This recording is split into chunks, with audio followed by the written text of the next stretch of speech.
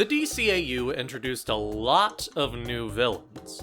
Harley Quinn, Mercy Graves, Livewire, Calendar Girl, Baby Doll, Galatea, Roxy Rocket, Volcana. Damn, the DCAU loves female villains.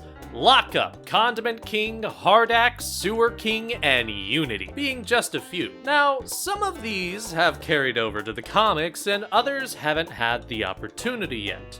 But what if I told you there's a villain who's debuted within Batman the Animated Series comics that never appeared in the cartoon or the comics or anything else? Just 4 issues. Let's talk about one of the most underrated Batman villains, Mr. Nice. Mr. Nice debuted in the Batman Adventures issue 10, written by Kelly Puckett and drawn by Mike Parobeck. Mr. Nice is more of a footnote in this story, unfortunately. This is actually more of a Riddler story. A pretty great one at that, with Riddler creating the perfect riddle to stoop Batman. Batman unfortunately has to deal with 3 other unrelated criminals, so he hasn't had the time to figure out what the riddle's answer is. Those 3 criminals being modeled after DC editors. Mastermind is modeled after then-editor Mike Carlin, who had the reputation of being very exact, which carried over to Mastermind. The Professor is modeled after Denny O'Neil, who goes on and on about the good old days and his accomplishments. He wrote Green Arrow, Green Lantern, co-created the Ghouls, and led 2 of the most famous eras of Batman, so he has a lot to brag about. Now, Mr. Nice, you'd assume, was also a jab at another editor. Well, the thing is, he's just nice. Like his model, Archie Goodwin, who was considered one of the nicest people in the industry. When he holds up an armored vehicle very efficiently, he's about to leave. Jewels in hand, but one of the guards starts crying. You got a problem? No, sir. But when my boss hears this, I'll lose my job! Gee, I never thought about that. Here's a little something to tide you over. Oh, bless you! Hey, I got a wife and 2 kids to feed. Hey, I got a pet bunny named George. I don't have that much cash. Say, why don't you fellas come with me while I hawk the jewels, then there'd be plenty for everyone. Yeah! No, he doesn't have the superpower of suggestion like Purple Man. He's just that nice of a guy. When Batman scoops him up, the guards wave goodbye, just thankful they got to meet such a swell guy. When he ties up guards in issue 30, they're not mad. They're happy they got overtime and that Mr. Nice checks if they're comfy. But what happens when Mr. Nice says no more Mr. Nice Guy? Well, in issue 20, Mastermind, Professor, and Mr. Nice get together to do a caper. Mastermind and Professor distract Batman with a high-speed chase throughout Gotham, getting Batman far enough away from Mastermind's real target. A military compound filled with nuclear warheads, with Mr. Nice in charge of getting the warheads. And I know what you're thinking. This is a guy who wants to hug growling guard dogs. How is Mr. Nice, of all people, going to... Wait, where's that music coming from?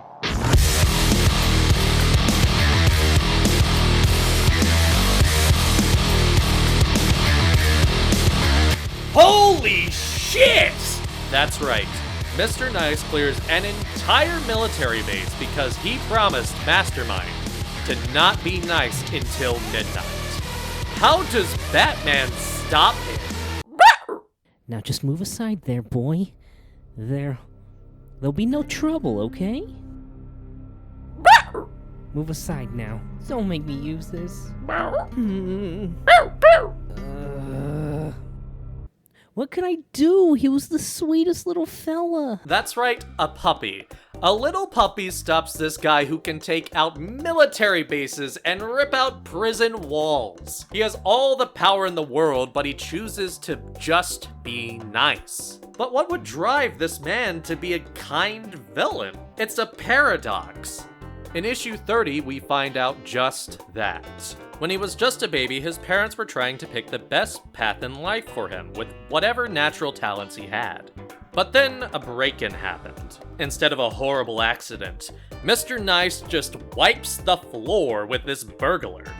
As a baby, his father changed his mind, but Mr. Nice was fine with it. He didn't want to be a spy or a weapon. He wanted to do children's educational television. Things were great until terrorists attacked the studio. He immediately jumped into action. I never found out why they attacked the taping of a children's television show, but there wasn't time for questions. I had to keep the kids safe, and the show had to go on. Now remember, kids, brush up and down to reach the gums, not side to side. It was over in seconds. Their plot, whatever it was foiled. The children were safe. Come on back, kids. It's okay now. Kids?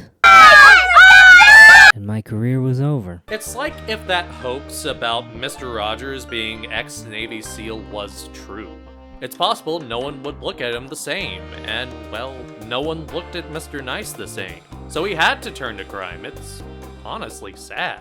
Mr. Nice had one more issue in Gotham Adventures issue 13. Kelly Puckett had stopped being a Batman the Animated Series regular, but he rejoined Rick Burchett, who had drawn issue 30 and inked regularly on Batman Adventures, including Mr. Nice's issues. Rick had become one of the main DCAU comic artists. The two made a fantastic story called The End.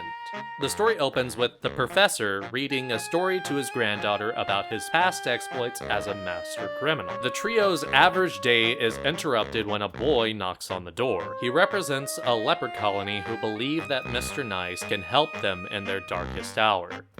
The catch being that getting the people in need back on their feet may take 10 years or more.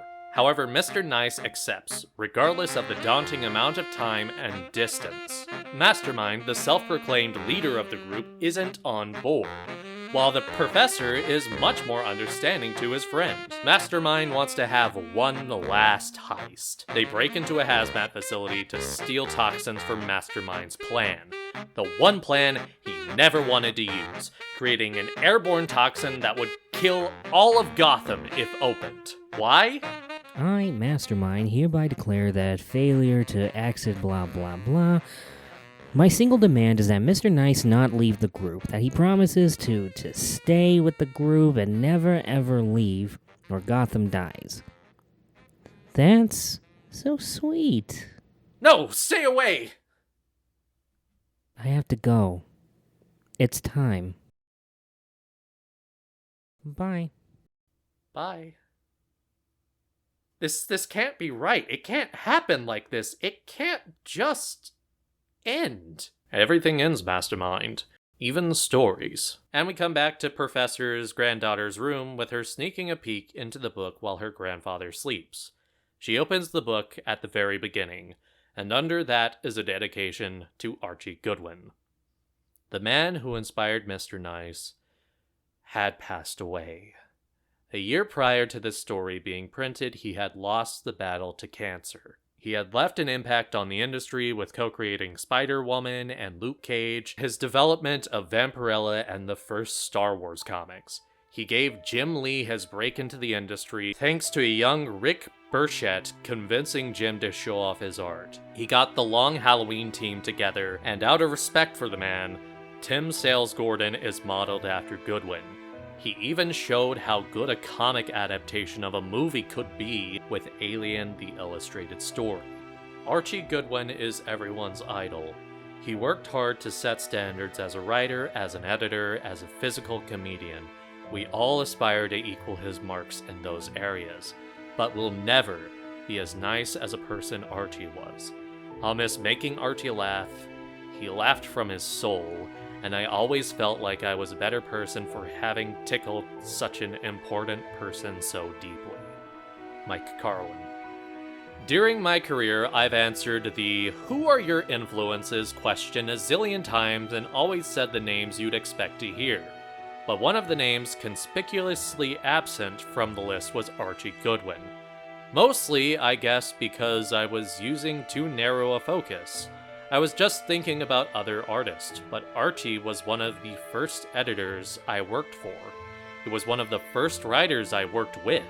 He was the guy who helped make my professional career by offering me the art on a new strip he was creating called Manhunter. His wonderfully smooth writing was the ideal I've tried to emulate, not very successfully, ever since. He and his wife Anne kept me alive for my first few years in New York City by feeding me dinner a couple times a week, thereby preventing my perishing from malnutrition. And they introduced me to Louise Jones, the woman I would eventually marry.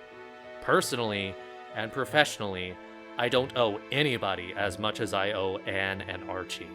I won't be leaving your name off this list in the future, pal. You were always there for me. You always will be.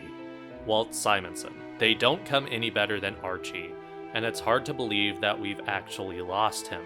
His easy wit, grace, and kindness was uniquely him. His perseverance against his illness was truly amazing. Archie's influence and reach in comics are legendary. He really paved the way for what I ended up doing. If it weren't for his horror work at Warren or the groundbreaking titles he produced at Epic, I'd probably be doing something else for a living. Karen Berger. The man was loved by the comics industry, and I'm happy a character like Mr. Nice exists to just even get a peek at what a swell man Archie Goodwin was. An incredible character who represents the legend behind him so well. The ending of Mr. Nice is very fitting for both Archie and Nice. For Nice, once again helping not only children like his old TV days, but everyone. For Archie Goodwin, a goodbye to a great man. And even if he's gone, his impact, his legacy, his stories will always be there. All you need is to take one of his stories off the shelf, out of the long box, open the cover, and start at the beginning.